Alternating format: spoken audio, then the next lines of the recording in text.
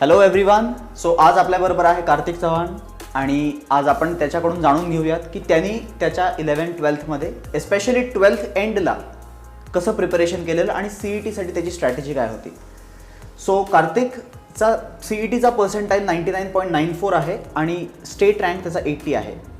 So मी सगळ्यात पहिलं तर ह्याच्याकडून जाणून घेतो की तुझे बोर्डचे पर्सेंटेज किती होते आणि तुला CETचा स्कोर काय आलेला. मला CETमध्ये ओव्हरऑल 184/200 होते. ओके. आणि इंडिव्हिज्युअल स्कोर म्हणला तर मी मॅथ्समध्ये 96 मॅथ्समध्ये, फिजिक्स केमिस्ट्रीमध्ये मला ओव्हरऑल 88 होते, म्हणजे 46 आणि 42 होते. 46-42 ग्रेट. आणि तुला बोर्डला किती पर्सेंटेज होते. बोर्ड्सला मला 94% PCMला होते आणि सगळं म्हणजे सगळं इंग्लिश वगैरे सगळे CS वगैरे 93.69% होते. ओके. म्हणजे ऑलमोस्ट 94 ऑलमोस्ट दोन्ही इक्वलच. आणि बोर्डमध्ये तुला PCM मध्ये कसे स्कोर होते फिजिक्स केमिस्ट्री मॅथ्समध्ये. मॅथ्समध्ये मला 95, फिजिक्स 96 आणि केमिस्ट्री 91. ओके. आता हे तुला विचारण्याच्या मागे रिझन हे आहे की आपण पुढे जाऊन बघणार आहे की स्ट्रॅटेजीमध्ये त्यांनी काय अशा गोष्टी केलेल्या की त्याला हे पर्सेंटेजेस हे पर्सेंट्स आले. आता सिन्स बोर्ड एक्झामचे बोर्ड एक्झामचे डेट्स डिक्लेअर झाले आहेत. 23 एप्रिलपासून आपल्या बोर्डच्या एक्झाम्स आहेत या वर्षीच्या. सो मी त्याला सगळ्यात पहिला प्रश्न हा विचारेन की तुझी लास्ट 3 महिन्यामध्ये स्ट्रॅटेजी काय होती बोर्ड एक्झामच्या आधी, इन्क्लुडिंग CET आणि बोर्ड. तू कसं हँडल केलं या दोन्ही गोष्टी. माझं फिक्स होतं की मी CET करणार आहे, बोर्ड्स करणार नाही असं नाही आहे, पण मला CET आधीपासून फिक्स होतं. त्यामुळे मी कंटिन्यू ठेवलं माझं प्रिपरेशन लास्ट 1 महिना येऊपर्यंत, 1.5 महिना येऊपर्यंत. माझं MCQ सॉल्विंग विथ ऑफकोर्स, म्हणजे MCQ सॉल्विंग म्हणजे असं नाही की मी टेक्स्टबुक केलीच नाही, टेक्स्टबुकमधूनच मी करत होतो अभ्यास. पूर्ण 2 वर्ष मी टेक्स्टबुकचाच अभ्यास केला. त्यामुळे बोर्ड्सला मला असं स्पेशल एफर्ट्स फक्त थोडे केमिस्ट्रीत घ्यावे लागले. मॅथ्स माझं CET सोबत निघालं, फिजिक्स माझे न्यूमरिकल सोबत. मी बोर्ड्सच्या एक्झाममध्ये पण तेच केलं की न्यूमरिकल मी टार्गेट केले, कारण की मी CETत न्यूमरिकल टार्गेट करणार आहे. तर फिजिक्स पण निघालो. थोडं केमिस्ट्रीत मला वाटलं की थिअरी करावी लागती, थोडं लिहावं लागतं खूप सारं. त्यामुळे तुम्हाला फक्त CET करून नाही चालणार. बोर्ड्स जेवढं तुम्ही उलट केमिस्ट्रीत जर तुम्हाला बोर्ड्समध्ये जर 95 असे मार्क्स पडले तर तुम्हाला CET उलट 50 पडून जाते. केमिस्ट्री बोर्ड्स वाईज खूप अवघड आहे CET पेक्षा. सो तू बोर्डसाठी केमिस्ट्रीवरती स्पेशली कसं अटेन्शन दिलंस. मी तिथे मेकॅनिझम्स वगैरे जे असतात तर जनरली येत नाहीत, म्हणजे असं डायरेक्टली, पण जे क्वेश्चन्स येतात तसे मी पाठ करायचो की हे असं होतं. म्हणजे पाठ म्हणजे असं नाही की डायग्राम वगैरे काढले. समजा आता एक्झाम्पल जर टेक्निकली द्यायचं म्हटलं तर ॲल्डॉल कंडेन्सेशन असं म्हणून एक असतं. तर त्याच्यात काय होतं, समजा तुम्हाला आलं असं की बोर्डला 2-3 मार्काला की एक्सप्लेन ॲल्डॉल कंडेन्सेशन, तर तुम्ही त्याच्यावर पानभर लिहिता आलं पाहिजे, तुमचं तेवढं नॉलेज आलं पाहिजे की कार्बॅनियन बनतो, मग तो इनोलेट आयनमध्ये चेंज होतो, मग तो कसा बनतो, मग त्याच्यात अल्फा हायड्रोजन पाहिजे का नाही, मग पाहिजे तर कोणती रिॲक्शन, नाही पाहिजे तर कोणती रिॲक्शन, ते कॅनेझारोज येते. मग या सगळ्या गोष्टी जर तुम्हाला आल्या, म्हणजे एक एक्झाम्पल आहे, मग तसं तुम्ही अभ्यास जर कराल ना बोर्ड्स वाईज, तर हे जे सगळे पॉईंट्स याच्यात तुमचे जे बोर्ड्समध्ये कव्हर होतील ह्याच्यातून एखादाच प्रश्न तुम्हाला CETत पडणार की अल्फा हायड्रोजन पाहिजे का नाही. मग तेच तुम्ही पानभर लिहिताय तर तुम्ही बोर्ड जेवढं कराल ना केमिस्ट्रीसाठी, CETमध्ये एकच प्रश्न येणार की अल्फा हायड्रोजन पाहिजे तर काय, नाही तर CETला बोर्ड मधनं कुठूनही प्रश्न बनवू शकतो. सो बोर्डचं नॉलेज पूर्ण असलं पाहिजे, टेक्स्टबुकचं नॉलेज, CETचं केमिस्ट्रीचं स्पेशली. ओके. आता समजा इन केस असं पॉसिबल तर नाही आहे टाइम ट्रॅव्हल, बट जर काय आपण 3 महिने मागे जाऊ शकलो, तुझ्या बोर्ड एक्झामच्या 3 महिने मागे आधी जाऊ शकलो, तर तू अशा कुठल्या मिस्टेक्स किंवा तुला असं काय वाटतं की तू त्या गोष्टीमध्ये चेंजेस करू शकला असता किंवा केले असते तर तुझा अजून चांगला स्कोर आला असता, अशा कोणत्या मिस्टेक्स आहेत. मिस्टेक म्हणजे मी थोडे नोट्स नाही काढले. नोट्स काढायचं थोडंसं माझं राहून गेलं की ते जे एकदम चांगलं एका पानावरती पूर्ण लेसनची समरी, ते मी स्वतःहून नाही केलं बिलकुल. म्हणजे अगदी सगळं लिहिलं. ते जे मॅथ्समध्ये वगैरे टार्गेट मी सॉल्व्ह करायचो ना, तर त्यात फॉर्म्युला एका पानावरती असायचे, थोडे शॉर्टकट्स असायचे. शॉर्टकट्स मी जास्त प्रेफर केले नाही, पण तिथे जिथे मी जागा मिळायची ना तर तिथे मी मला जे वाटायचे पॉईंट्स ते मी ॲड करायचो तिथे.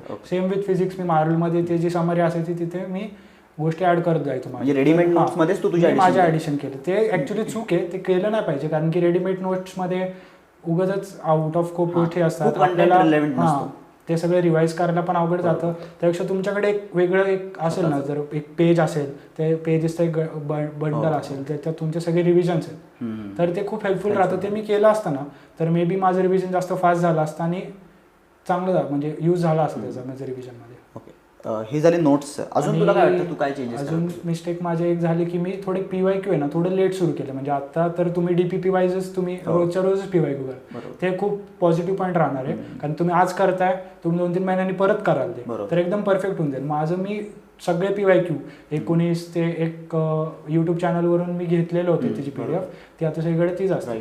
तर मी तिथून एकदाच ते अख्खे PYQ सॉल्व्ह केले, फक्त एकदा.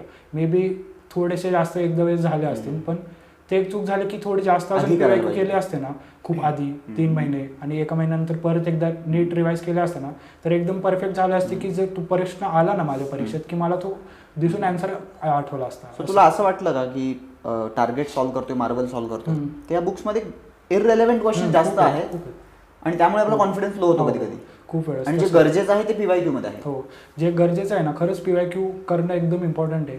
उगाचच मार्वेल कधी केली पाहिजे वर्षाच्या स्टार्टला, एकदम सगळे जोशमध्ये असतात तेव्हा मार्वेल एकदम नीट कराल तर वेगळी गोष्ट आहे. मार्वेल घेतली असेल समजा विकत, तर त्यातले कॉम्पिटेटिव्ह सेक्शन्स करा, जे PYQ सेक्शन असते ती करा.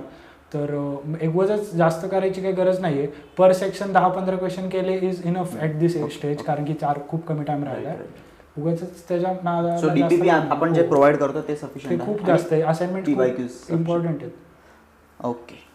आणि अजून जर मिस्टेक म्हणली तर हीच होईल की एक नोट्स आणि हे मी PYQ नीट केले नाही आणि केमिस्ट्रीला थोडंसं मी निग्लेक्ट केलं बोर्ड्स वाईज, की मी CET MCQ केलं. मी फिजिक्सकडे खूप जास्तच हे केलं की स्कोअर येत नाही हवं, थोडी इगोर घेतल्यासारखं की स्कोअर येत नाही, केलं पाहिजे. मी खूपच क्वेश्चन सॉल्व्ह करायला लागलो मॅथ्स आणि फिजिक्सचे, की माझं केमिस्ट्रीचं एंड मोमेंटला जेव्हा एक्झाम खूप जवळ आली, 1-2 लेसनच राहिले माझे. म्हणजे एव्हरीडे लाईफ केमिस्ट्रीचा होता.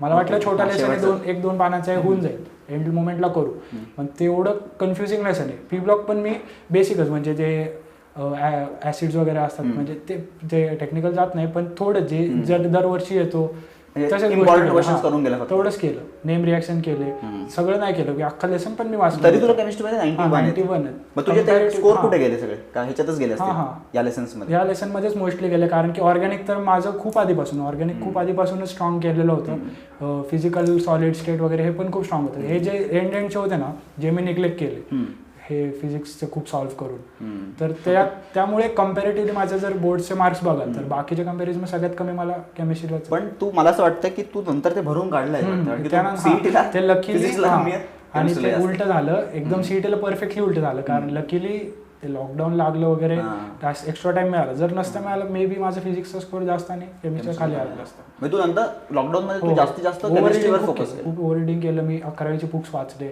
12वीचे बुक्स सतत वाचले. पर लेसन मी खूप वेळेस वाचले, 10-15 वेळेस आरामात वाचले असते. सो तू मिस्टेक्स सांगितल्या, तू काय अवॉइड केल्या असत्या. तर आता सगळ्यात फेवरेट क्वेश्चन आहे मुलांचा की तू किती तास अभ्यास केला. आणि मला हे पण तुझ्याकडून जाणून घ्यायचं की खरंच आर्ट्स इम्पॉर्टंट असतं का काय इम्पॉर्टंट असतं? तुझं पर्सनल ओपिनियन काय राहील? तू पहिल्यापासून सगळं सांग मला की तू आर्ट्स किती स्टडी केलेस. 11वीत वगैरे तर मी नॉर्मल 3-4 तास 10वीत करायचो तसं 3-4 तासच अभ्यास केला. 12थमध्ये जसं एंटर झालं तसं रिअलाइज झालं की अभ्यास करावा लागणार, तर मग ऑन एन ॲव्हरेज मी 6 तास अभ्यास करायचो.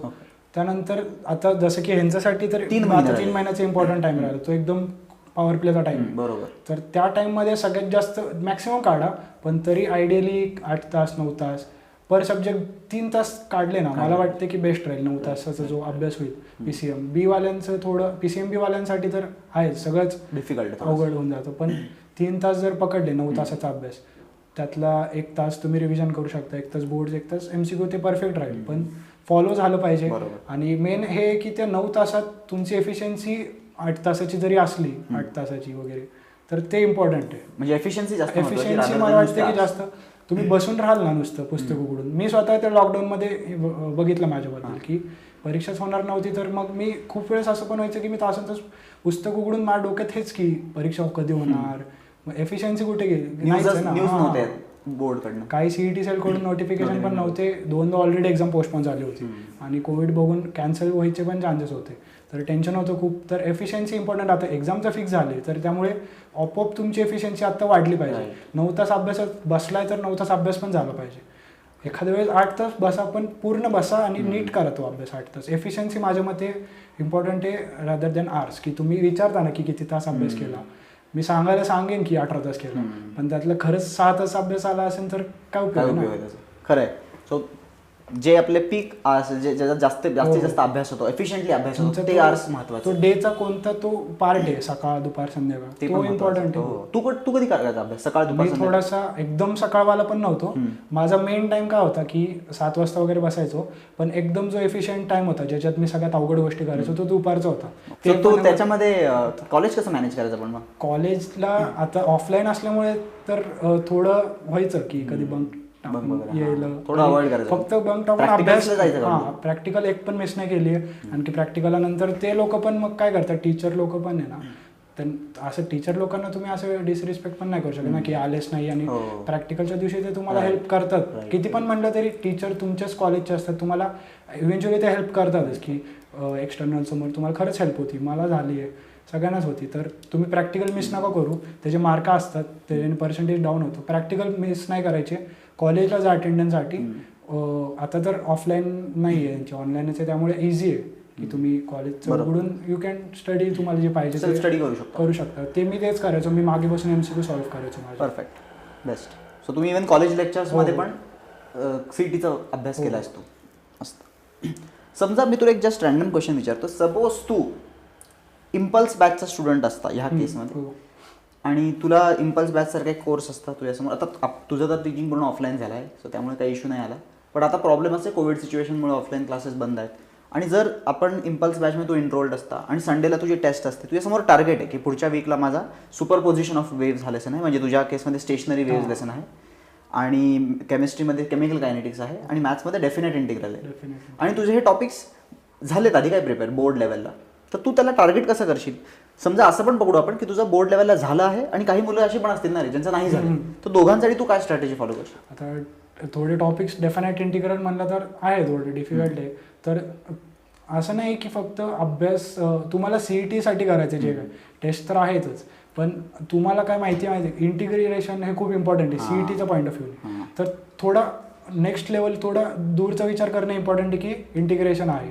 आता सुपरपोजिशन ऑफ वेव्स कसे आहे, खूप जास्त फिजिक्समध्ये त्यात क्वेश्चन बनतात, तो इम्पॉर्टंट आहे, आणि इंटिग्रेट इम्पॉर्टंट आहे. आता ते केमिकल कायनेटिक्स बोलतो, केमिकल कायनेटिक्स आहे ना खूप आता एक्झाम्पल आलाय म्हणून बोलतोय, डेफिनेशन्स येतात मॅक्सिमम टाइम्स, खूप रिगरेस, ते खूप कॅल्क्युलेशनवाले लॉगवाले क्वेश्चन येत नाही. तर तुम्ही थोडंसं लॉंगचा विचार करून प्लॅनिंग करणं पण गरजेचं आहे की इंटिग्रेशन खूप इम्पॉर्टंट आहे. तर वीकचा स्टार्ट मंडेला मी इंटिग्रेशन पासून करेन.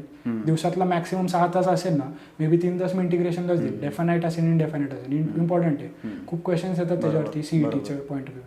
सुपरपोजिशन ऑफ वेव्ह म्हणजे ते स्टेशनरी, त्यातले खूप क्वेश्चन्स येतात, आणि खूप कन्फ्युजिंग क्वेश्चन्स येतात. ती पाईप कापली नाही कापली, ते बंद का ओपन, मग पाण्यात किती टाकली की तीच परत आली पाहिजे. मग ते खूप त्या लॉंग व्ह्यूने थोडं विचार करून मी अभ्यास केला असता, आणि ऑनलाईन असल्यामुळे माझ्या पेसने केला असता. समजा आता कसं आहे की लॉंग व्ह्यूचा तुला, आता तू एक्झाम दिली म्हणून तुला माहिती आहे लॉंग व्ह्यू मध्ये काय, ज्याला माहित नाहीये त्यांनी कसं लॉंग व्ह्यू ओळखला पाहिजे? PYQs आहे का त्यासाठी ऑप्शन? PYQ आहे, तुम्ही टीचर्सना विचारू शकता. PYQ तर बेस्टच आहे, पण तुम्ही डायरेक्टली आता इंटिग्रेशन म्हणलं तर माहितीच आहे ना की इम्पॉर्टंट आहे. PYQ कराल ना जर, तर जास्त आयडिया येईल की कोणते प्रश्न विचारले जातात.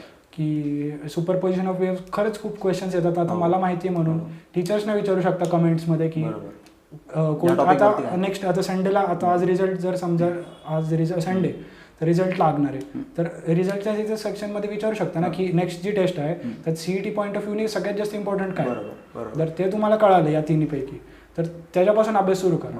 तसं मी केलं असतं. ऑनलाईन आहे असल्यामुळे बेस्ट आहे की माझ्या पद्धतीने मी अभ्यास करेन. असं नाही की सर शिकवतात तेच करायचं, टाइम पण वाचते. युजेस आहेत ऑनलाईनचे ऑफलाईनपेक्षा, खराब पण आहे चांगलं पण आहे. आपल्या पद्धतीने अभ्यास मी केला असता इम्पल्समध्ये असतो. ग्रेट. आणि फिजिक्समध्ये जर म्हणाल तर न्यूमेरिकल सॉल्व्ह करा विदाउट लॉग, विथ लॉग ते तुमच्यावरती आहे. तुम्हाला टाइम द्यायचा आहे तर लॉगबुकची पण प्रॅक्टिस ठेवा. CETला यूज नाही पण बोर्ड्सला पडतो, मार्क्स कापतात ते त्याचे पण. जर न्यूमेरिकल टार्गेट करत असाल तर लॉग शिका, लॉगनी क्वेश्चन सॉल्व्ह करा. आणि थिअरी जर म्हणाल तर डेरिव्हेशन, आता सर तुम्हाला इम्पल्स बॅचमध्ये घेत आहे म्हणल्यावर ते शॉर्टमध्ये डेरिव्हेशन पण शिकवतात. तर ते शॉर्टमध्ये डेरिव्हेशन आपण नोट्समध्ये, मीच तसंच केलं होतं की ते डेरिव्हेशन ते शॉर्टमध्ये मी 5 मिनिटात ते पूर्ण डेरिव्हेशन रफमध्ये लिहून काढायचो. ते माझ्या डोक्यात 5 मिनिटाचं डेरिव्हेशनच असायचं त्याला. मग ते कन्सिडर, मग एफ, मग ते सगळं आपण लिहू शकतो ऑन द स्पॉट की व्ही ला काय म्हणायचं, ला काय म्हणायचं, ते एकदम सजवून लिहिलं जायचं. 5 मिनिटाचं डेरिव्हेशन सगळ्यात नंतर मिरची मसाला लावता येतो. मेन कंटेंट जो आहे तो कंटेंट तो सगळ्याच सब्जेक्टमध्ये फिजिक्स आणि केमिस्ट्रीमध्ये पण तो मेन कंटेंट आहे ना तो तुमच्या डोक्यात पाहिजे. त्याला तुम्ही ओढून ताणून किती पण लिहू शकता. Very good. सो चांगला पॉईंट आहे हा पण, की प्रिपरेशन करताना तुम्हाला बेसिकली फोकस या गोष्टीवर करायचं आहे की रिव्हिजन स्ट्रॅटेजी जेव्हा बनवाल तुम्ही तेव्हा जे मेन पॉईंट्स आहेत त्याला सारखं लिहा. म्हणजे जसं हा म्हणतो डेरिव्हेशन तो 5 मिनिटात लिहू शकत होता अख्खं, जे बोर्ड एक्झाममध्ये 10 मिनिटात व्यवस्थित लिहिता येऊ शकतं त्याला. सो शॉर्टमध्ये तुम्हाला गोष्टी पटपट रिकॉल झाल्या पाहिजे. सो मॅथ्स, केमिस्ट्री आणि फिजिक्स तिघांना त्यांनी आपल्याला स्ट्रॅटेजी सांगितली. आता नेक्स्ट क्वेश्चन मी असं विचारतो तुला की सगळ्यात महत्त्वाचा प्रश्न आहे की बुक्स कोणत्या तू वापरल्या CET-साठी प्रिपेअर करताना. आता बोर्ड एक्झामचं तू सांगितलं स्ट्रॅटेजी, पण तू त्याच्याबरोबर जेव्हा MCQ सॉल्व्ह करायचा तेव्हा तू P, C आणि M ला कोणत्या स्टँडर्ड बुक्स वापरल्या का नाही वापरल्या? मॅथ्समध्ये तर मी जसं सुरू झालं होतं बोर्ड, आता समजा तुम्हाला तर कमी टाइम राहिलाय, पण मी टेक्स्टबुक सगळ्यात जास्त प्रेफर केली. मी टार्गेट वगैरे तर घेतली पण ती थोडी नंतर केली. त्यातले PYQ ला जास्त प्रेफरन्स केला. आता टार्गेट जर इंटिग्रेशनचे उचलून बघाल तर खूप प्रश्न आहेत, अतिप्रश्न आहेत, खूप जास्त आहेत. 350-400 प्रश्न मिळतात. एवढे थोडी करणार आहे. मग त्यातले कॉम्पिटेटिव्ह करायचे, त्यातले पण कॉम्पिटेटिव्ह मधले वेस्ट बेंगॉल JEE ते तसले नाही करायचे, CET वाले करायचे. थोडे JEEचे एकदम 17, 18, 19 वगैरे असतील तर ते करायचे. मी तसे केले, सगळे नाही करत बसतो. ते मे बी एक स्किप करून केले जे खूप मोठे टॉपिक्स होते. पण मेन फोकस तर असंच होता की टेक्स्टबुकचा एकूण एक सम जमला पाहिजे मॅथ्समध्ये. फिजिक्समध्ये मात्र मी आधीपासूनच ही स्ट्रॅटेजी होती की मार्वेल करत राहायची, सोडायची. मी शेवटपर्यंत मी केली, मार्वेल केली, मी JEEची मार्वेल केली, मित्रांची CETची आणि एकाची मित्राची टार्गेट मी फिजिक्सची केली. तर कारण की माझं असं पर्सनल ओपिनियन आहे की फिजिक्समध्ये जेवढे कराल क्वेश्चन तेवढे फायद्याचं राहील. कारण की तुम्ही एवढे क्वेश्चन केले पाहिजे की टॉपिक तुम्हाला तो बघितला ना की त्याला रिव्हिजन सगळं तुम्हाला त्या टॉपिकवरती काय क्वेश्चन बनू शकतो हे पण तुम्हाला माहिती पाहिजे. कारण की तुम्ही 54 सेकंड्समध्ये सगळं नाही करू शकत. आणि केमिस्ट्रीमध्ये माझं बोर्ड्स आणि CET वेगळंच नव्हतं. मी बोर्ड्सच केलं. मी केमिस्ट्रीमध्ये एक पण पुस्तक वापरलं नाही. टार्गेट घेतलं मी मार्वेल, टार्गेट काय कसलं पुस्तकच नाही घेतलं मी MCQचं, की MCQ book for MST CET chemistry असं काही घेतलंच नाही. टेक्स्टबुकच केली, सतत टेक्स्टबुक वाचली. MCQ कशातनं करायचं? मी MCQ आपले क्लासचे असाइनमेंट्स मिळायचे, PYQ करायचो आणि रँडमली कोणते पण MCQ सॉल्व्ह करायचो. आणि बेस्ट तर हे असतं की टेस्ट. कारण की तुम्ही आत्ता समजा एखादा लेसन वाचला, सॉलिड स्टेट वाचला, काहीतरी वाचलं, ऑर्गॅनिक वाचलं, तर तुम्ही ते वाचाल, पुस्तक बाजूला ठेवाल, MCQचं पुस्तक उघडा, तुम्हाला सगळं आठवून 5 मिनिटात तुम्ही सगळं पटपट मार्क करा. हेच 2 दिवसांनी जर टेस्ट असेल तुमची संडेला तर तेव्हा किती जमतंय ना ते खरं तुमचं केमिस्ट्री किती येते ते डिसाईड करतं. ओके. सो आपण आता टेक्निकल गोष्टी बऱ्याच डिस्कस केल्या आहेत की त्यांनी प्रिपेअर कसं केलं, बुक्स कोणत्या वापरल्या, या सगळ्या गोष्टी डिस्कस केल्यात. पण आता मी कार्तिकला विचारणार आहे काही अशा गोष्टी की ज्या नॉर्मली ह्या एजमध्ये स्टुडंट्स प्रॉब्लेम्स फेस करतात. जसं की डिस्ट्रॅक्टेड असतात स्टुडंट्स वेगवेगळ्या रिझन्समुळे, काही लो फील करतात, मोटिवेटेड नसतात, तर त्यांनी मोटिवेशन कुठून गेन केलं. So let's first start with the distraction. Kartik, तुला ह्या पूर्ण जर्नीमध्ये 11वी 12वी इनफॅक्ट तुझ्या म्हणजे टाईमला कोविडनी अजून ते 6 मंथ्स ॲड केले आहेत. सो तुमचा 2.5 वर्षाचा जर्नी होता ॲक्च्युली. तर या जर्नीमध्ये तुला डिस्ट्रॅक्शन्स कोणते होते आणि तू ते कसे ओव्हरकम केलेस? आता ऑफलाईनवाले डिस्ट्रॅक्शन्स तर यांना नसतील, म्हणजे जे बाहेर फिरण्याचे जे टेम्पटेशन असतं ते नव्हतं यांना. तर ते आमच्या वेळेस ते एक्स्ट्रा डिस्ट्रॅक्शन होतं, ते हे लोकांनी ऑलरेडी ओव्हरकम केलं की बाहेर तर फिरू नाही शकत, बाहेर घरचे सोडणार नाही. आता उरले आम्ही जेव्हा ऑनलाईनमध्ये होतो, जेव्हा माझे 6 मंथ्स लॉकडाऊनमध्ये ऑनलाईन होतो, तेव्हा डिस्ट्रॅक्शन एकच होतं की मुळात आमची एक्झाम होणार आहे का नाही हेच नव्हतं माहिती. तर डिस्ट्रॅक्शन स्वतः आजूबाजूचे लोक पण करत होते की परीक्षेचं ठिकाणा नाही, तू का अभ्यास करतो सकाळी उठून आलं. रोज मी उठून अभ्यास करायचो. एक पण 24 आवर्सचा असं स्पॅन नव्हता की ज्यामध्ये मी अभ्यास नाही केला. रोज मी अभ्यास करायचो. रोज मला बोलायची परीक्षेचंच ठाव ठिकाणा नाही, 2दा पोस्टपोन झाली, तू अभ्यास करतोय. तर हे डिस्ट्रॅक्शन असतात ते तुमच्या मनावर असतं, मला करायचं. आता दीड वर्ष मी अभ्यास केला, ते 6 महिने सोडा. त्याच्या आधी मी 1.5 वर्ष अभ्यास केला. मी गेलो, मी समजा अभ्यास सोडून दिला, तर मग म्हणतील 1.5 वर्ष मी अभ्यास केला, 11वी 12वी केली, का केलं? बोर्ड्स दिलं आणि बस. मग अभ्यास कशाला केला मग एवढं? परीक्षा तर दे ना अभ्यास केली तर मग मी तो एकच मोटिवेशनचा पॉईंट त्या मोमेंटला होता माझा 6 महिन्याचा की एवढा मी जे आधी केले ते सगळं वाया जाईल, तर मग ते मी वाया नाही घालू शकत. तर मग मी ते 6 महिने कंटिन्युअसली मी अभ्यासात राहिलो. प्लस जे डिस्ट्रॅक्शन जे आत्ता हे लोक फेस करतील आता ऑनलाईनवाल्यामध्ये, तर यूट्यूब एक आहे, सोशल मीडिया आहे. आता सगळं फोन हातात असतं तर सोशल मीडिया चालूच असणार. तर यूट्यूब, सोशल मीडिया. युट्यूबवरती तुला काय असे डिस्ट्रॅक्शन्स वाटतात किंवा तू फेस केले आणि तू ते ओव्हरकम कसे केलेस? यूट्यूबवरती आता जर तुम्ही समजा आता यूट्यूब उघडलं, आता इम्पल्स बॅचमध्ये असतील, आता सगळ्या ॲपवरती, पण जेव्हा यूट्यूबवरती असेल किंवा काही बघत असाल तर डायरेक्ट सबस्क्रिप्शन किंवा इम्पल्स बॅचमध्येच जायचं. जर तुम्ही रेकमेंडेशन पेजवरती जास्त वेळ राहिला ना तर काय ना काय रेकमेंडेशन्स येत राहतात. मग ते थंबनेल वगैरे बघून तुम्हाला बघू वाटतं, क्लिकबेट करा. मग ते तसं ते होत राहतं. ते मी पण केलं. मी खूप वेळेस तर काही पण म्हणजे बघता बघता कुठे पण निघून जातो. मी बघतोय काहीतरी आणि मधनच MPSCचे इंटरव्ह्यूज बघायला लागतो मी कधी कधी. म्हणजे काही पण होतं असं आपल्यालाच नाही समजत. मग ते मग ते तुम्ही काय करा की आता तुम्ही जसं जसं बघाल तर तुम्ही समजा खूप व्हिडिओज बघितले, काही निशांत सरांचे तुम्ही यूट्यूब चॅनल रेफर करताय, अलके सरांचे कराल, MSc मॅथमॅटिक्स, सह्याद्री ट्युटोरियल्स तुम्ही रेफर कराल, असे जे काही रेफर कराल ना ते जे येत राहतात तुमच्या रेकमेंडेशन. मग तुम्ही तसं जर बघत राहिला ना एज्युकेशन रिलेटेड तर तुमचे रेकमेंडेशन पेज पण तसंच येईल ना. मग डिस्ट्रॅक्शन ऑपअप कमी होईल. त्यातून पण जर तुम्हाला करायचंच असेल तर तुम्ही करालच, पण तसं केलं नाही पाहिजे. तुमच्या मनात असतं ना कन्सिस्टन्सी, मोटिवेशन तुमच्या सेल्फमधून आलं ना तर मग काय जास्त डिस्ट्रॅक्शन राहणार असतात.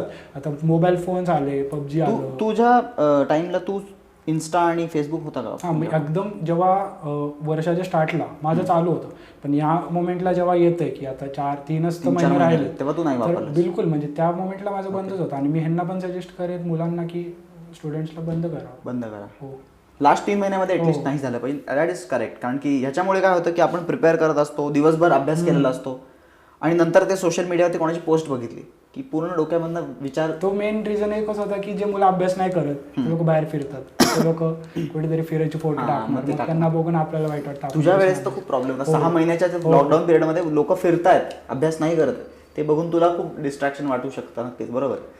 सो डिस्ट्रॅक्शन्स तू या प्रकारे ओव्हरकम केलंस. मेन तर तू सोशल मीडिया वगैरे वापरलाय असं नाही, पण लास्टला बंद केलंस. हो, पूर्ण बंद केलं होतं. ओके. आता मी तुला दुसरा प्रश्न विचारतो की तुझा एम जो होता, टार्गेट जो होता, तो तू आधी काही सेट केला होतास, तर तू जेव्हा सेट केला तेव्हा तू काय सेट केलेलास? म्हणजे ॲडमिशन जेव्हा झालं माझं 11th तेव्हाच माझं फिक्स होतं मी इथेच बसून ॲडमिशन घेतलं, इथे याच रूममध्ये ॲडमिशन झालं.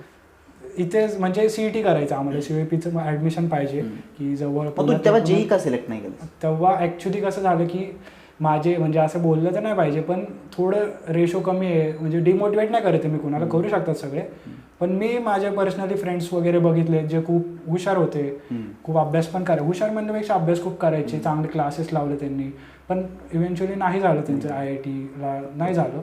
तर मग त्यांना बघून मला थोडंसं वाटलं की यार मी स्वतःला थोडंसं तेव्हा कमी लेखलं की मी नाही करू शकत. तो एक मे बी निगेटिव्ह गोष्ट असू शकते. पण तू डिसाईड फिक्स केलं की मग आता यार CETच करू आपण. CUEP पुण्यात चांगलं बेस्ट कॉलेज CUEP आहे, तिथं मला ॲडमिशन पाहिजे. तर मग तेव्हा माझं डिसाईड झालं की CET करायचं. तू JEE दिली का नाहीच दिली? हां, दिली. JEE दिली मी. JEE 1, मेन्स 1, मेन्स 2, ॲडव्हान्स सगळं दिलं मी. तू ॲडव्हान्सला सिलेक्ट झाला, तुला JEE मेन्स काय होता? JEEचा स्कोअर 95.77% होतं मला मेन्समध्ये. तर मी दिली का कारण बेसिसवरती दिली, म्हणजे काय प्रिपेअर करून? CET टेक्स्टबुक प्रिपेअर करायचो मी. टेक्स्टबुकच प्रिपेअर करायचो नॉर्मली. कुठलीच बुक नाही वापरली? नाही, महाराष्ट्र बोर्डची पुस्तकं वापरायचो, टार्गेट वापरायचो आणि मार्वेल, बस एवढं. ह्याच्या बाहेर गेलोच नाही मी कधीच. सो बघा स्टुडंट्स, हे एक एक्झाम्पलच आहे की तुम्ही CET प्रिपेअर करताय, JEE प्रिपेअर करताय, बोर्ड प्रिपेअर करताय, मेन तर कंटेंट तोच असतो. सो तुम्ही तो कंटेंट नीट केला तरी तुम्ही JEEमध्ये पण चांगला पर्सेंटेज आणू शकता. आणि जे लोक JEE प्रिपेअर करणारे बघत असतील व्हिडिओ, तर आय वुड रेकमेंड तुम्ही बोर्डवर पण निग्लेक्ट मारू नका. बोर्ड पण नीट करा, तो बेस असतो. तो बेस, त्या बेसिसवरती तुम्ही JEEचं प्रिपरेशन करताना तुम्ही नक्कीच JEE प्रिपेअर करत असाल तर तुम्ही ते पण बुक्स फॉलो करत असाल, but at the same time तुम्ही बोर्ड्स हे निग्लेक्ट करून चालणार नाही आहे. बोर्डचं वेटेज आहे, बोर्ड इम्पॉर्टंट आहे. सो तुझं JEEचं प्रिपरेशन तर तू केलं नव्हतं ॲज सच, तरी पर्सेंटाईल चांगला आला. सो तुझं टार्गेट किती मार्क असं काही ठरवलं की 200 एवढे मार्क पाडायचे आहेत का, असं काही होतं का तुझं? आता जेव्हा सुरू केलं तेव्हा तर एक सगळे बोलता हेच बोलतात की CUEP पाहिजे तर 180+ पाहिजे. बरोबर. तेव्हा टार्गेट 180+, कारण की प्रिपरेशन जस्ट स्टार्ट झालं होतं.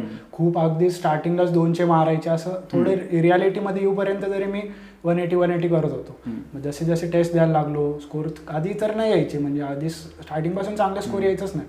तर मग थोडं वाटायला लागलं की मग हळूहळू जसे जसे रँक वाढत गेला नॉर्मल टेस्टमध्ये, मग मी थोडे एक्सपेक्टेशन वाढवले की मग आता 190+ पाडू, मग शेवटी 200चा स्कोर आपण ट्राय करायचा वगैरे. म्हणजे सीईटीच्या एक्झामच्या दिवशी 200चा टार्गेट 200चा टार्गेट ठेवूनच मी त्या दिवशी पण मी प्रत्येक क्वेश्चन असं सॉल्व्ह करत होतो की 200 पाडायचे. मग काय चुकवायचंच नाही हा प्रश्न मला, सोडून देईन मी एखाद्या वेळेस मार्क फॉर रिव्ह्यू करेन पण नंतर बरोबर सोडवेल, असंच मी हे ठेवत होतो त्या दिवशी. पण आपण या गोष्टीवर येऊ पुढे की नाही का तू टाइम कसा मॅनेज केला वगैरे, पण आता सध्या आपण एम वरतीच राहूयात. सो एम तुझा होता क्लिअरली 180+ आधी, हळूहळू तू ग्रॅज्युअली इम्प्रूव्ह केला तो एम. गुड.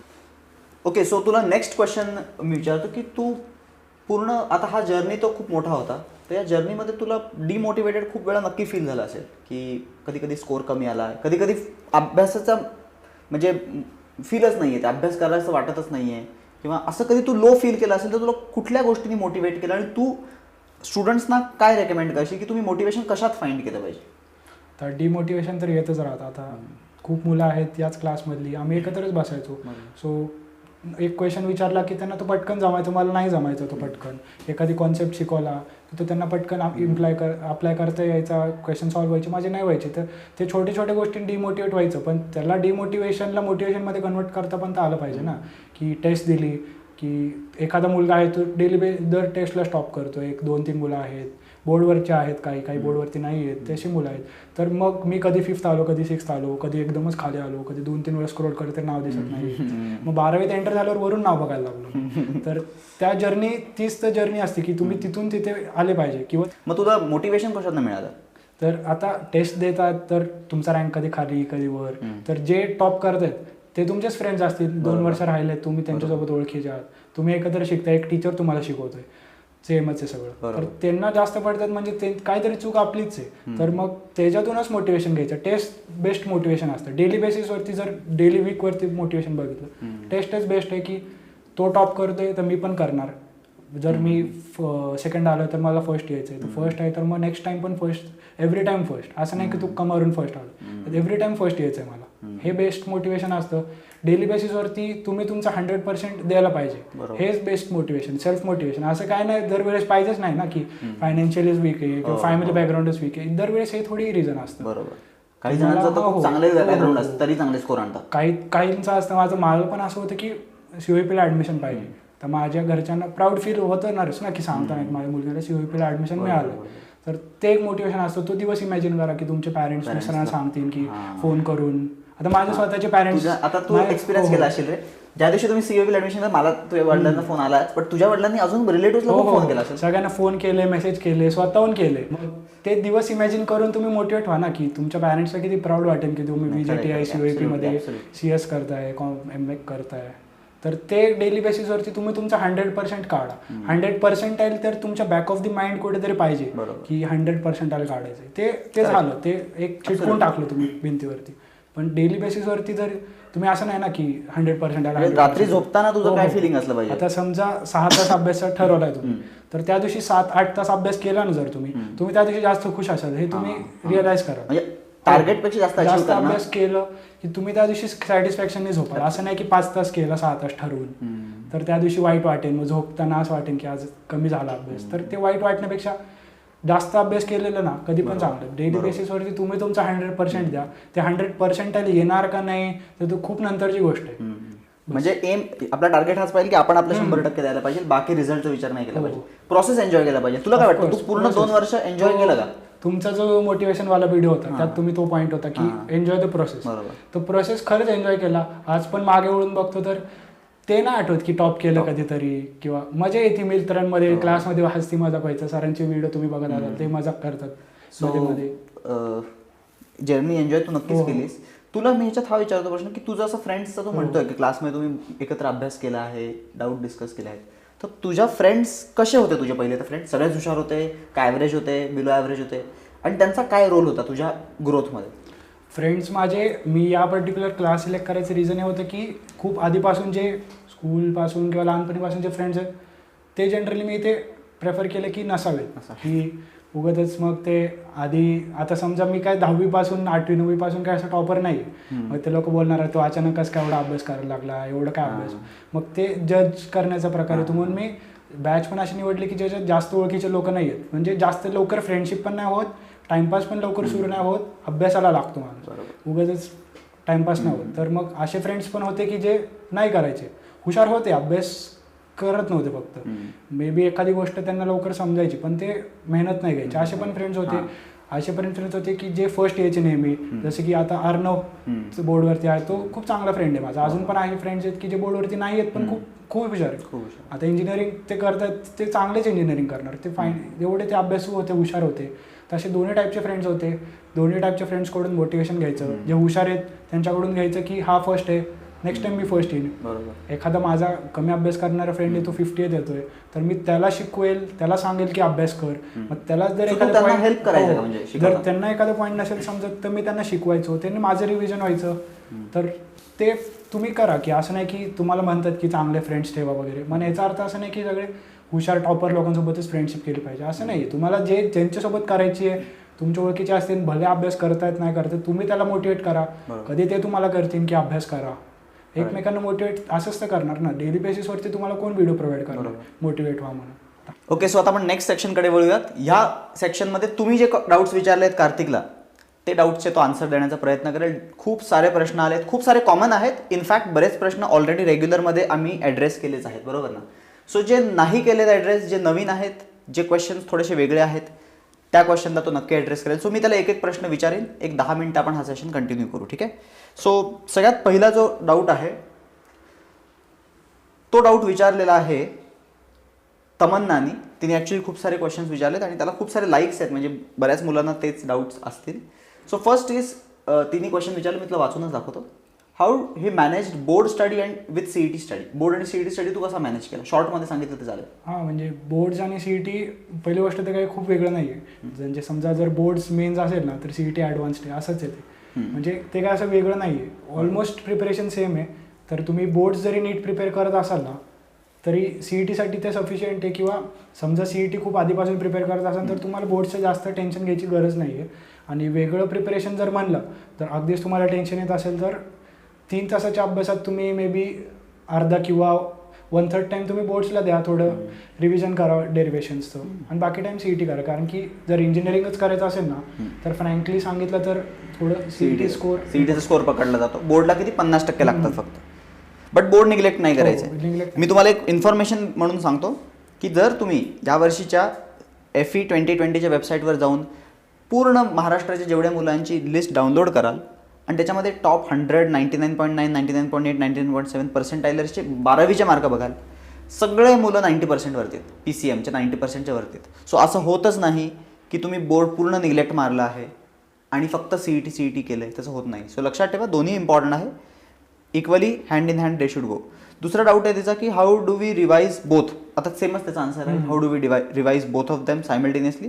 बट हा प्रश्न पण तिने विचारले, जो खूप साऱ्या मुलांनी कमेंटमध्ये विचारले की तू CETला तुझा एवढा चांगला पर्सेंटाईल आहे, तुझा रँक एवढा चांगला आहे, COP CS तर तुला इझिली मिळालं असतं, तरी तू मेकॅनिकल का घेतलंस? आता ते खूप लोकांनी विचारलं मला हे. खूप लोक हे पण बोलत होते शेवट ॲडमिशन घेऊपर्यंत की बघ, म्हणजे विचार कर वगैरे, डिसिजन चुकला तर नाही ना. पण मला पर्सनली जर विचाराल तर माझं पण बायफोकल होतं 11-12. तर माझं असं झालं होतं की मी केलं होतं ते, त्यामुळे मी ॲटलिस्ट म्हणजे मी दोन्ही लेक्चर अटेंड केले. मी CSचे पण केले आणि फिजिक्सचे पण केले. मला इंटरेस्ट इथे बसावं वाटलं जास्त, पण CSच्या लेक्चरला पण नाही बसू वाटलं मला. ते कोडिंग फक्त नसतं CSमध्ये कोडिंग मेजर पार्ट आहे, पण त्याच्यासोबत अजून पण आहेत, अल्गोरिदम शिकावं लागतात, डेटाबद्दल डेटा कसं मॅनिप्युलेट करायचं, सॉर्टिंग, बबल सॉर्ट, हे खूप गोष्टी असतात. बेसिक लॉजिक जे असतं, जे लॉजिक लागलं पाहिजे कोडिंगसाठी, ठीक आहे. सिंटॅक्स तर कुणाला पण जातं, ते आजकाल चालू आहे, ते लहान मुलं पण शिकवतात. कोडिंग सिंटॅक्स कुणाला पण येतो. सिंटॅक्स हे इम्पॉर्टंट नाही आहे, हे इम्पॉर्टंट आहे की तुमचं लॉजिक लागतंय का, ते कसं लागतंय ते. तुम्ही काही क्वेश्चन जर नॉर्मली जरी विचाराल ना, जसं की आता असते फॅबोनाची सिरीज म्हणून एक गोष्ट असते, खूप छोटे छोटे गोष्टी आहेत जे आता समजा ॲडिशन, सबट्रॅक्शन, स्क्वेअर काढणं एखाद्या नंबरचा इनपुट घेऊन, त्या गोष्टी जर कोडिंग नाही आहे ते आपण शिकतो. खूप कोडिंग हाय लेवलला जाते. तर मला नाही वाटलं की ते मी बेअर करू शकेन. पुढे जाऊन मला वाटलं की नसतं घेतलं बाबा, मला नाही आवडत हे. तरी पण मेन गोष्ट ही असते, मोल म्हणतात की स्कोप नाही किंवा स्कोप CSला जास्त आहे, CSला सॅलरी जास्त आहे. खरं आहे की सॅलरी जास्त आहे, पण सॅलरी हा एक पॉईंट आहे. ब्रांच घ्यायचा one of the point salary, तो ऑनली पॉईंट नाही की बरोबर. फक्त सॅलरी किंवा स्कोप. तर तुम्ही नीट नाही केला तर तुम्ही म्हणता की हा गेला अमेझॉनला, मायक्रोसॉफ्ट, सगळेच नाही जात ना. सगळ्यांनाच चांगले सॅलरी नसते. मेकॅनिकलमध्ये पण सगळ्यांना खराब नसते, चांगलं केलं तर सगळीकडे चांगलं. ॲब्सोल्युटली. आणि कॉलेज चांगलं आहे मेन तर. सो तुला स्कोप तर आहेच CS ला पण, सॉरी मेकॅनिकलला पण. सो मेकॅनिकलचं मेन रिझन हे पण होतं की तुझं इन्क्लिनेशन जास्त होतं मेकॅनिकलकडे रादर दॅन CS तू ठेवलेलं 11वी-12वीला, बट जास्त इंटरेस्ट पुढे जाऊन मला वाटलं मी तिथे शिफ्ट करू शकतो, पण मला तिथून इथे शिफ्ट रिटर्न जर्नी नाही आहे, तिथून वन वे जर्नी आहे. ग्रेट. ओके. सो हा प्रश्न नॉर्मली सगळ्यांनीच विचारला होता. नेक्स्ट जो डाऊट आहे की CET आणि JEE असं ऐकलंय मार्केटमध्ये की बाबा JEE प्रिपेअर चांगलं केलं तर CET होऊन जातं. ह्याच्यावर तुझं काय म्हणणं आहे? काय पण करा, जे करा, CE करा, CET करा, जे कराल चांगलं होईल. म्हणजे CET जर चांगली प्रिपेअर केली, जसं की मी केली होती, JEE पण चांगली मार्क्स मिळतात तुम्हाला. CETला 99.9 आहे, तुला JEE मध्ये 95 तर इझिली आहे. आणि असे पण या बोर्डवरती मुलं जे पूर्णपणे JEE प्रिपेअर करत होते, चांगला स्कोर CETला पण ॲब्सोल्युटली. आपल्या या जे तुम्हाला दाखवलं ह्याच्यामध्ये बॅनरमध्ये जी काही मुलं आहेत क्लासची, त्याच्यामध्ये अशी पण काही मुलं आहेत की ज्यांनी प्युअरली JEE प्रिपेअर केले, पण त्यांनी चांगलं JEE प्रिपेअर केलं, त्यामुळे त्यांना CETला चांगले मिळाले. आणि अशी पण मुलं आहेत की ज्यांनी CET चांगलं प्रिपेअर केलं. कार्तिकचं एक्झाम्पल झालं, अर्णव आहे, अजून पण स्टुडंट्स आहेत, आदित्य आणि हे प्रतीक, की ज्यांनी CETवर एवढा फोकस ठेवलेला की त्यांना आपोआपच JEE मध्ये चांगले मार्क मिळाले. सो JEE केल्याने CET होतं आणि CET केल्याने JEE होतं. ह्या गोष्टींमध्ये महत्त्वाची गोष्ट आपण मिस करतो की चांगलं हा शब्द मिस करतो. असं असलं पाहिजे, JEE चांगलं केल्याने CET होतं. ठीक आहे, नुसतं JEE केल्याने CET होत नाही. नेक्स्ट क्वेश्चन असा आहे स्टुडंट्सचा, how can I manage learning new chapters and revising the old simultaneously? कसं करू मी नवीन पण आणि जुनं पण? तर तू किती टाइम पर्सेंटेज वाईज देशील, तुला काय वाटतं? आत्ता तरी म्हणजे तुमचा जो काही टाईम असेल ते तुम्ही डिसाईड करा किती टाईम करताय, पण 1/3 टाईम रिव्हिजन करा. म्हणजे 1/3 टाईम तरी ॲटलिस्ट रिव्हिजन केली पाहिजे. बाकी टाईम नवीन गोष्टी करा. आणि रिव्हिजन म्हणजे काय, क्विकमध्ये करायचं, असं नाही की पूर्ण पुस्तक घेऊन बसले तासन तास. क्विकमध्ये रिवाईज करा. आणि असं करा की आता फर्स्ट टाईम रिवाईज करतोय तर त्यातून शॉर्ट नोट्स इतके शॉर्ट बनवा की नेक्स्ट 2-3 टाईम रिव्हिजनमध्ये ते पेजमध्ये बसला पाहिजे सगळं. असं छोटं करत जायचं दरवेळेस. परफेक्ट. सो तुमचा नोट्स ज्या आहेत ना रे, ते तुमच्या 10th 15th रिव्हिजनला एकदमच कन्साईज झाला पाहिजे. पूर्ण चॅप्टर तुम्ही 10-15 मिनिट्समध्ये उडवला पाहिजे. एक क्वेश्चन आहे जो PCM सोडून आहे, बायफोकल रिलेटेड आहे. बायफोकलचे सब्जेक्ट्स जसे की कम्प्युटर सायन्स, इलेक्ट्रॉनिक्स किंवा IT तू कसे टॅकल केले? तुझं तर CS होतं, तुझं CS मध्ये तू कसं टॅकल केलंस? आता मी बोर्ड्स वाईज जर बघितलं तर त्यात येतं म्हणजे 200 मार्काचं टोटल सगळं मिळून येतं. तर मला 194 आहेत 200 पैकी CS मध्ये. तर मी कम्प्लिटली याचं म्हणेल की TPS म्हणून एक पुस्तक असतं, कॉम्प्युटर सायन्ससाठी असतं, बाकी माहीत नाही मला, पण TPS म्हणून एक पुस्तक असतं. त्यात क्वेश्चन्स असतात, क्वेश्चन असतो आणि ॲन्सर असतो, क्वेश्चन असतो ॲन्सर असतो, आणि सगळं नीट समराईज असतं. तर त्यातून जर अभ्यास केला ना, टेक्स्टबुक जी मिळती CST, त्यापेक्षा ते प्रेफरेबल राहील. TPS डायरेक्ट क्वेश्चन आहे, डायरेक्ट ॲन्सर आहे, पाठ करायचं. आणि इलेक्ट्रॉनिक्सचं काय आयडिया तुला? नाही, त्यांचे मित्र आहेत माझे, पण मी असं त्यांची TPS असते का नाही मला एक्झॅक्टली माहीत नाही आहे. ठीक. सो TPS मला वाटते प्रेफरेबल राहील. ओके. आता एका मुलाने असं विचारला प्रश्न की सर मी आतापर्यंत काहीच नाही केलं, समजा आता लास्ट 4 महिन्यामध्ये मी दिन रात अभ्यास केला तर मी 190+ आणू शकतो? हां, तर खूप मेहनत घेतली तर नाही का बोलणार ना मी. ऑनेस्टली मेहनत घेतली तर 190+ आणू शकतो, 100% आला असू शकतोस तू. फक्त मेहनत ऑनेस्टली घेतली पाहिजे. आणि आत्तापर्यंत नाही केलं याचा अर्थ असा नाही पाहिजे की काहीच म्हणजे 10वीत डायरेक्ट 12 असं नाही, मध्ये काहीतरी असेल ना, काहीतरी असेल, नीट नसेल केला, थोडाफार केला असेल, म्हणजे काही ना काहीतरी असेल. आणि जर मेहनत घेतली तर नक्कीच होईल. ओके. नेक्स्ट आहे की कार्तिक दादा, how to read textbook efficiently? Textbook तू रीडिंग केलं आहे, तू म्हणालायच, आपण ऑलरेडी डिस्कस केलं, तर एफिशियंटली कसं रीड करता येईल? फर्स्ट टाइम जेव्हा कराल, म्हणजे जर एखादा लेसन फर्स्ट टाइमच शिकताय तर फर्स्ट टाइम हळू वाचा, थोडं नीट वाचा, line and line, word and word वाचा. नेक्स्ट टाइम आणि त्यातून मग त्यावेळेस तुम्हाला जे इम्पॉर्टंट वाटते ते मार्क करा. नेक्स्ट टाइम जेव्हा वाचाल तेव्हा ते शब्द, तो पार्ट, ती लाईन त्या पेजवरचा डायरेक्ट डोळा पडला पाहिजे. नेक्स्ट टाइम त्याचं नेक्स्ट टाइम सेम, त्याचं नेक्स्ट टाइम सेम, शॉर्ट करत जायचं. परत या एका पेजवर सगळंच इम्पॉर्टंट नसतं. जे इम्पॉर्टंट असतं PYQs मधून जे तुम्हाला दिसलंय की हे आलेलं आहे, तसेचे तसे रिॲक्शन्स आलेले आहेत केमिस्ट्रीमध्ये. मी स्वतः माझ्या पुस्तकात 2019 लिहून घेतले तिथे. नेक्स्ट टाइम वाचताना ते 2019 दिसलं की मी ती लाईन एकदम नीट वाचायचं किंवा ती माहिती झाली. तर ते सगळं तर होतच राहतं. मग समजा त्या सगळ्या इम्पॉर्टंट लाईन्स तुमच्या एकदा झाला की मग त्याच्या आजूबाजूच्या पण वाचून घ्यायच्या लागलं. एक नेक्स्ट डाऊट आहे मानसीचा की आय एम गिविंग 100%, 10 hours रोज प्रिपेअर करते बिसाइड्स लेक्चर्स, म्हणजे लेक्चर्स ती अटेंड करत असेल त्याच्यानंतर 10 तास ती करते, but still don't feel confident and that is the main reason why I don't score expected marks. Question is how to overcome such problem. म्हणजे अभ्यास करूनही तेवढे म्हणावे तेवढे रिझल्ट नाही. तसे तर आधीपासून मला पण नाही यायचे, म्हणजे मी डायरेक्ट टॉप नाही करायचो, म्हणजे स्टार्टिंगपासून हळूहळू. आणि ते 10 तासातली एफिशियन्सी किती आहे ते पण इम्पॉर्टंट आहे. तो एफिशियन्सीचा फॅक्टर पण इम्पॉर्टंट आहे की 50% आहे का तो, 60% आहे का, किती आहे. नुसता टाइम महत्त्वाचा नाही, टाइम इम्पॉर्टंट नाही आहे. आणि येईल जर कन्सिस्टंटली करत राहाल ना, कधी ना कधी स्कोर येईल. मी पण या क्लासमध्ये कधी टॉपर नव्हतो, पण म्हणजे नेहमीच टॉपर नव्हतो, पण एफिशियंटली करत राहिलं ना की ॲट एंड रिझल्ट येतो त्याचा. आणि कॉन्फिडन्स असा ठेवायचा की येऊन जाईल, कधी ना कधी तरी स्कोर येईल. कॉन्फिडन्स नसल्यामुळे मार्क्स येत नाहीत, गिव्हअप नाही करायला पाहिजे. सीईटी एक्झाममध्ये टाइम मॅनेज कसं करायचं हा मी प्रश्न त्याला विचारतो. सीईटीमध्ये तुम्ही टाइम कसा मॅनेज केला किंवा कसं केलं पाहिजे. ओव्हरऑलच तुम्ही जेव्हा टेस्ट द्याल त्यातून तुम्हाला पर्टिक्युलर स्ट्रॅटेजी बनते. पण माझी स्ट्रॅटेजी जी होती, जी मला माझ्या टीचरनी सांगितली ती होती की जेव्हा PC सुरू होईल तेव्हा C सुरू करायचं, पहिले केमिस्ट्री घ्यायचं, केमिस्ट्री सर्व सुरू करायचं. फॅक्च्युअल क्वेश्चन असतात डायरेक्ट टिक टिक टिक करत जायचं, नाही जमल्या सोडून द्यायचं, अडून नाही राहायचं. एक जितकं मॅक्सिमम होईल मे बी 20 मिनिटात होईल, कधी लगेच नाही होत असं माझं पण नाही व्हायचं. मी आधी 50% टाइम देतो, पण नंतर असं टाइम आला की 30 मिनिट्समध्ये पूर्ण केमिस्ट्री 50 क्वेश्चन्स झाले. म्हणजे 90 मिनिटाचा PC असतो त्याच्यामध्ये 30 मिनिट. पहिले केमिस्ट्री घ्यायचं, 20-25 मिनिटात जेवढं होईल तेवढं होईल, सोडून द्या. फिजिक्सकडे या, फिजिक्सचे सोपे करा, जमले झाले की परत केमिस्ट्रीकडे जावा. जे उरलेत जे तुम्हाला वाटतात की जमू शकतात, जस्ट बिकॉज टाइम नव्हतं म्हणून मी सोडून दिला, मोठा वाटला पण जमण्यासारखा आहे तो करायचा. हे सगळं करूपर्यंत मे बी 40-45 मिनिट्स निघून जातील. हाफ टाइम झालाय तुमचा 45 मिनिट्स, पण तुमचे दोन्ही साईडचे इझी क्वेश्चन ऑलरेडी झाले बऱ्यापैकी. कॉन्फिडन्स येतो. डिफिकल्ट क्वेश्चन्सकडे नंतर जायचं. मग तू ही स्ट्रॅटेजी तुझ्या एक्झाममध्ये वापरली तर तुला फायदा झाला का. म्हणजे मी ही स्ट्रॅटेजी आधी नव्हतं वापरायचो, खूप आधी. नंतर इव्हेंच्युअली मी ही वापरायला लागलो. मी माझ्या टेस्टमध्ये खूप स्ट्रॅटेजी चेंज केल्या, म्हणजे ही फायनल झाली माझी. पण आधी मी फिजिक्स पूर्ण आधी करायचो, मग केमिस्ट्री, मग कधी केमिस्ट्री पूर्ण म्हणजे संपूपर्यंत करायचो, म्हणजे सोडूनच द्यायचो नाही. मग त्यात टाइम जायचा कधी कधी, मग फिजिक्सकडे टाइम नाही पुरायचा.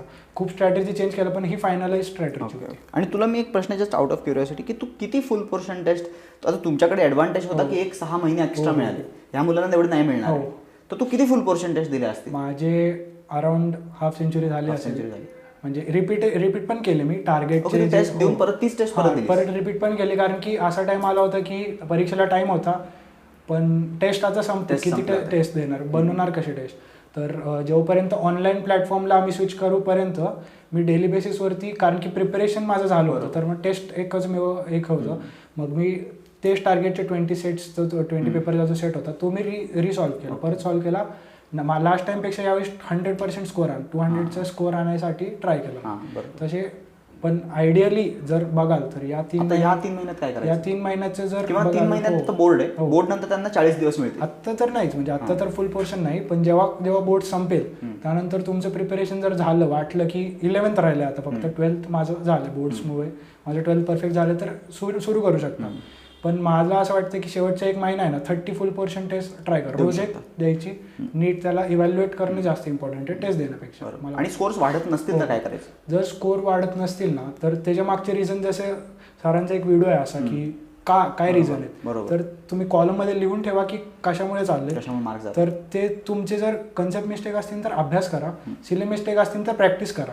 आणि जर ह्या दोन्हीपैकी काहीतरी फटिगच येतंय, भीती वाटते, स्कोर डिग्रेड होत असेल तर ती टेस्टवरती डिपेंड करते की तुम्ही टार्गेट देताय, मधनंच आर्यंत देताय. आर्यंतमध्ये कमीच येतो, थोडी डिफिकल्ट असते. पण जर कन्सिस्टंटली डिग्रेड होत असेल ना तर अभ्यासात प्रॉब्लेम आहे, मला असं पर्सनली वाटतं. बाकी काही रिझन्स असू शकतात, कधी फटिग येतं, भीती वाटते.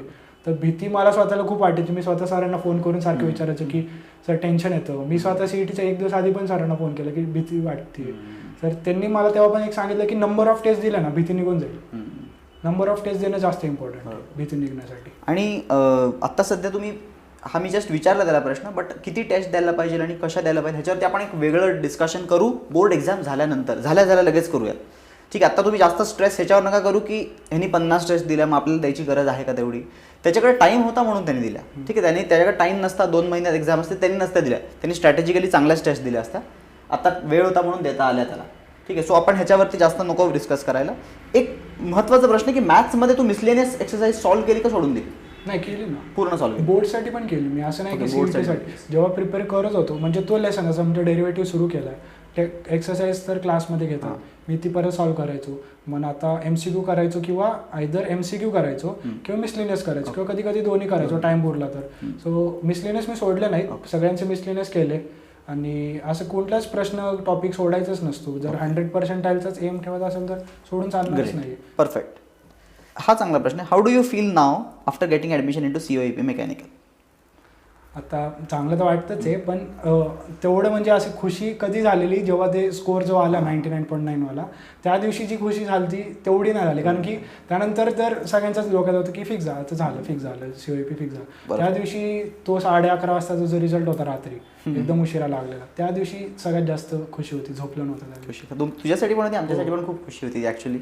आणि म्हणजे हार्डवर्क जेव्हा पे करतं ना, तर ते ॲक्च्युली आमच्यासाठी खूप मोठं अचिव्हमेंट असतं. कारण की तू एवढं हार्डवर्क घेतलं आहे, तर आम्हाला ते दुसऱ्या पुढच्या मुलांना सांगण्यासाठी एक हे बनतं की अरे ह्यांनी एवढं केलं आणि प्रूव्ह केलं. सो खरंच खूप मोठी अचिव्हमेंट आहे. ओके, आता बोलूयात लास्ट सेक्शनकडे. ह्याच्यामध्ये मी त्याला एक क्वेश्चन विचारीन आणि त्यांनी त्याचे फक्त आन्सर्स द्यायचे without an explanation. For example, पहिला आहे question, choose any one, physics, chemistry और मॅथ्स. टार्गेट का मारलं? टार्गेट. अर्ली स्टडी और late night study? Early study. Self study का group study? Self. One book, एक बुक 4 वेळा करणं प्रेफर करशील का 4 बुक्स एक वेळा करणं? एकच बुक मी खूप 4-5 वेळा करतो. वन सब्जेक्ट 1 टीचर कडनं शिकणं प्रेफर करशील का 1 सब्जेक्ट 4 टीचर्स कडनं? नाही, एक सब्जेक्टला एक टीचर, त्यालाच फॉलो. ओके. तू बॅक बेंचर होता का फ्रंट बेंचर होता? मी ॲक्च्युली बॅक बेंचर होतो. काही रिझन त्याच्या मागे स्पेसिफिक? नाही, ॲक्च्युली मी पुढे बसलो ना तर मागच्याने दिसायचं नाही, मग मी मागे बसायला लागलो. हाईटमुळे मागे बसावं लागलं. ठीक आहे. आता शेवटचे 3 आहेत जे त्याच्यामध्ये थोडेसे टेक्निकल आहेत, सब्जेक्ट रिलेटेड आहे. सो मी तुला हे जे ऑप्शन्स देईन ना, त्याच्यामध्ये तुला तो ऑप्शन चूज करायचा तुझ्या पॉईंट ऑफ व्ह्यूने, ज्याच्यामध्ये कमी एफर्ट्सनी जास्त स्कोर तुला वाटतं येऊ शकतो. So next is organic chemistry का फिजिकल केमिस्ट्री? मला ऑर्गॅनिक.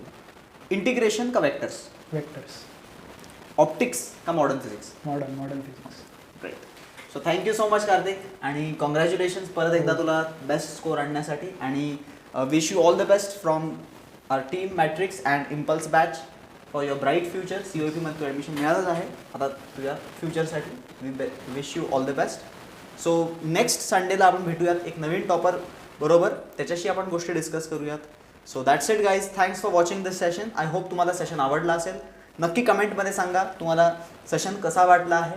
आणि तुम्ही प्रत्येकाने स्वतःचे टार्गेट सेट करा, जसं कार्तिकने आपल्याला मदत केली आहे, पूर्ण त्यांनी गाईड केलं आहे की आपले गोल कसे असले पाहिजे, टार्गेट्स कसे असले पाहिजे, काय मोटिवेट करतं आपल्याला, या सगळ्या गोष्टीवरती नीट तुम्ही पण वर्क करा. It will surely help your scores. So thanks for watching this session guys. We will meet in the next one.